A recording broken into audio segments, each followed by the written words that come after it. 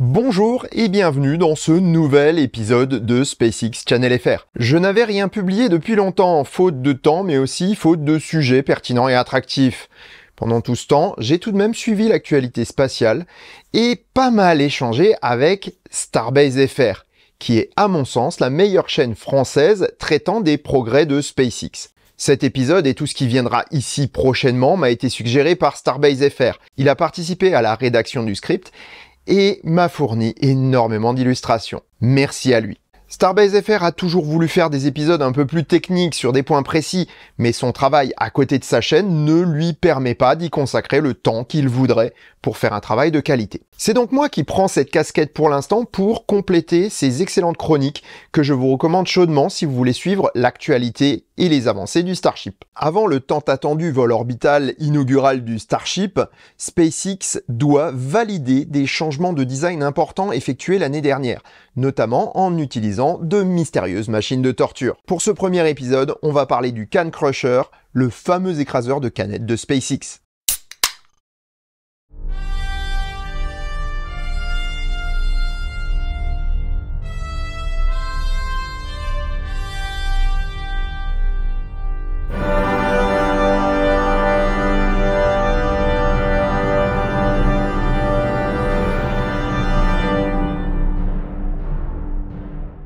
On l'a vu à l'œuvre de nombreuses fois ces derniers temps, avec parfois des explosions.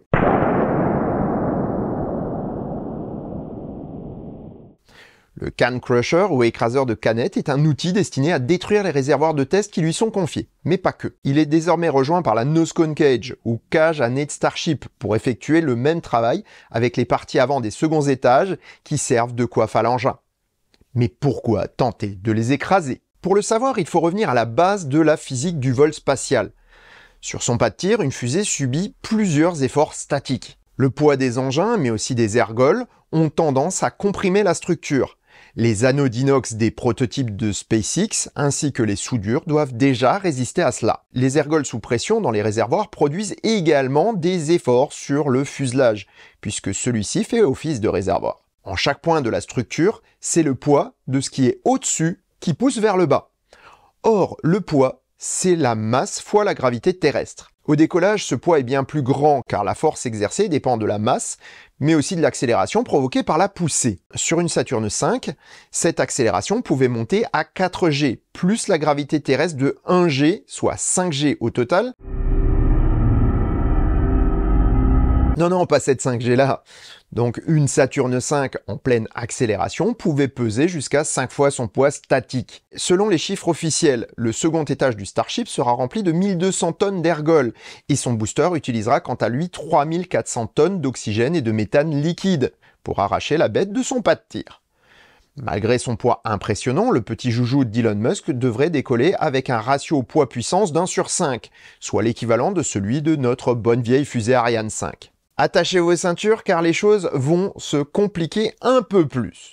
En effet, en gagnant de l'altitude, la fusée consomme peu à peu ses ergols et s'allège. De plus, l'augmentation de l'altitude provoque une diminution de l'influence de la gravité terrestre, pour bien compliquer le calcul. Mais cette variation reste faible à l'échelle des forces en jeu. Elle est donc considérée comme négligeable dans les calculs. Mais on n'est pas encore sorti de l'auberge pour autant, car il existe une autre force qui s'exerce, la traînée aérodynamique. Plus la fusée va vite, plus les forces aérodynamiques qui s'opposent à son déplacement augmentent. Toutefois, ceci n'est vrai que si elle va à l'horizontale. Et oui, l'atmosphère terrestre n'est pas à la même pression partout.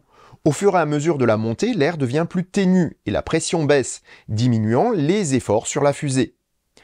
Voilà qu'on se retrouve avec un bon micmac mathématique à débrouiller. On parle ici de pression dynamique. Or, les contraintes aérodynamiques sont si fortes qu'elles l'emportent sur les contraintes liées au poids. Ce sont donc elles qui déterminent le point de la trajectoire de vol où ces efforts sont les plus importants.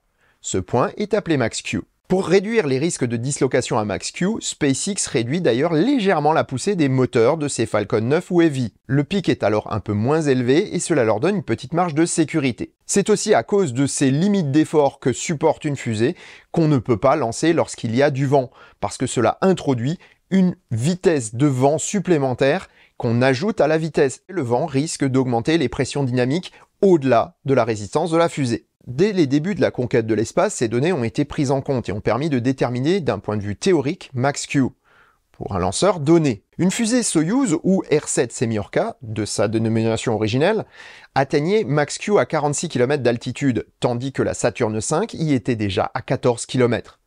Le design et la taille de l'engin ont ici une importance primordiale. Les 4 ailerons du second étage utilisés pour sa récupération ne simplifieront sûrement pas la donne pour les ingénieurs, qui planchent sur de nombreuses simulations informatiques effectuées dans l'ombre du projet. Pour un Starship ou le booster Super Heavy, SpaceX est un petit peu dans l'inconnu. Ce lanceur est en effet le plus gros et le plus puissant jamais construit. Si les simulations sont probablement essentielles, de nombreux tests et ajustements doivent aussi être faits sur des prototypes à échelle réelle. Les choix techniques sont primordiaux pour obtenir le couple idéal poids-résistance, et c'est en tâtonnant que SpaceX avance.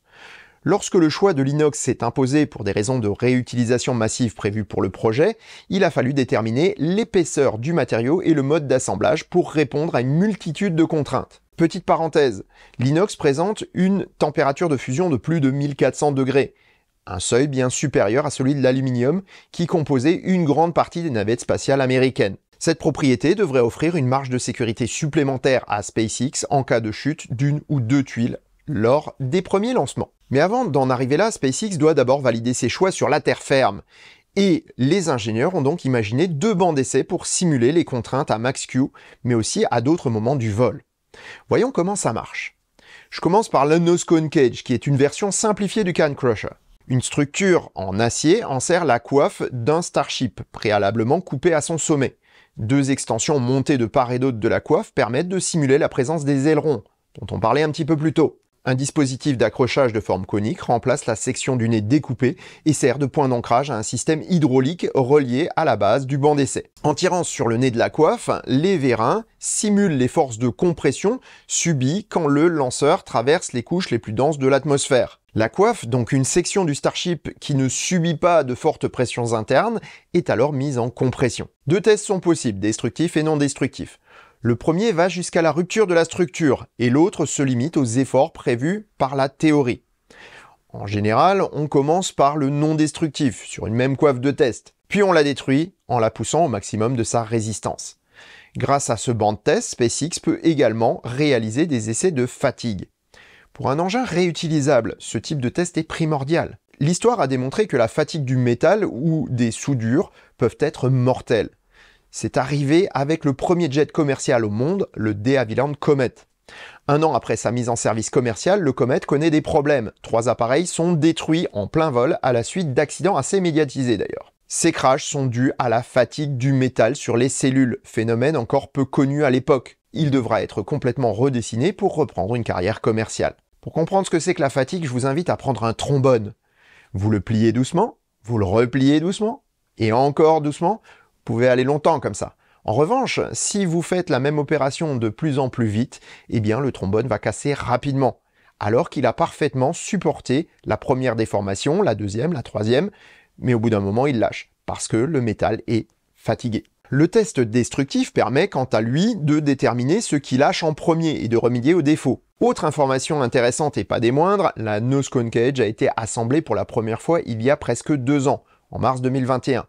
Un seul prototype y a été testé, le numéro de série SN12. Depuis tout ce temps, comme vous pouvez l'imaginer, le design du second étage a énormément évolué, notamment avec l'ajout d'une large ouverture qui devrait servir au déploiement des satellites Starlink de nouvelle génération. Une déformation trop importante de la structure pourrait enrayer le mécanisme d'éjection et empêcher le déploiement des satellites. Avec ces infos en tête, on comprend mieux l'importance des tests à venir. Comme Starbase FR l'explique dans ses dernières vidéos, SpaceX devrait prochainement utiliser le prototype S29 pour valider les changements de design avant, on l'espère, un lancement pour le booster B7 et le Ship 24. Dernière minute, la coiffe qu'on appelait Ship 29 ou S29 a été renommée il y a peu de temps. Pour le Can Crusher, le principe est le même, mais avec quelques subtilités en plus. Ce banc d'essai est composé d'une base modulable, d'un chapeau ou couronne, et de 20 élingues rattachées à la base du banc d'essai. Par rapport au Nose Cone Cage, les prototypes sont soumis à 2 grandeurs physiques supplémentaires, la pression et la température des ergols. Les tests se font donc sous pression et le Can Crusher est équipé pour remplir et vider les réservoirs de test d'azote liquide, le gaz inerte le plus proche des conditions réelles pour l'oxygène et le méthane. Son évacuation dans l'atmosphère est donc sans danger en cas de rupture du réservoir. Enfin, si on reste assez loin. L'azote est sous forme cryogénique, c'est-à-dire si froid qu'il est liquide. La partie vide du réservoir se remplit alors de gaz qui fait augmenter la pression. Le Can Crusher est donc conçu pour reproduire les conditions d'un lancement. Pour simuler la poussée des 33 moteurs Raptor du Super Heavy lors des tests, SpaceX utilise encore une fois une série de vérins hydrauliques visibles sur cette photo aérienne du Can Crusher. Les efforts sont transmis au réservoir au moyen d'une coiffe en forme de couronne qui répartit les efforts sur tout le périmètre du réservoir testé. Le test commence avec peu de compression au niveau des vérins hydrauliques et les réservoirs sont pleins. L'action des vérins augmente peu à peu tandis que le réservoir se vide jusqu'à atteindre des conditions proches de max Q. Ainsi, la température extrêmement basse de l'azote refroidit la structure du réservoir qui a donc des propriétés mécaniques proches de celles rencontrées au cours d'un vol réel. En reproduisant de nombreux cycles de ce type, SpaceX peut tester également la fatigue du métal et la résistance des soudures avec le temps. En fait, on est face à un banc de vieillissement accéléré lorsqu'il est utilisé sur ce mode-là. Enfin, comme pour le nose cone cage, les réservoirs de test finissent bien souvent détruits par un test de résistance à des conditions largement plus exigeantes que celles que rencontrera le vrai réservoir en vol. Mais quelle est la finalité de tous ces tests? Au-delà de la sécurité, faire une machine trop résistante déboucherait sur un lanceur bien trop lourd. SpaceX doit donc jongler entre légèreté et résistance pour préserver une bonne capacité de charge utile, tout en optimisant la réutilisation. On imagine que les normes imposées par la FAA et les régulations concernant les vols habités ont aussi leur importance dans la conception du lanceur. Les équipes de Starbase doivent équilibrer toutes les composantes du cahier des charges, tout en restant dans un coût raisonnable. Ils doivent arbitrer entre sécurité et légèreté, mais aussi entre coût et efficacité. D'un point de vue mécanique, le second étage devrait disposer d'une structure plus légère puisqu'il ne subit pas le même poids que le booster. En revanche, d'un point de vue coût, standardiser l'épaisseur des tôles entre les deux étages permet de standardiser la fabrication, et donc de réduire le prix de fabrication de l'ensemble. Au final, ces deux bancs de tests sont là pour donner des réponses aux concepteurs du Starship pour leur permettre de faire les bons choix, et ainsi de pouvoir réaliser le premier vol de la manière la plus optimale possible. Voir exploser le lanceur à max Q serait une énorme déception, mais aussi un sacré revers face aux clients de SpaceX et en particulier de la NASA qui suit le programme en vue de la mission Artemis 3 qui doit permettre à l'homme de reposer le pied sur la Lune. Et ça, on espère bien que ça ne durera pas trop longtemps. Et sur ces bonnes paroles, n'oubliez pas de rêver, mais aussi de vivre vos rêves. À bientôt sur SpaceX Channel FR, mais aussi sur Starbase FR. Salut!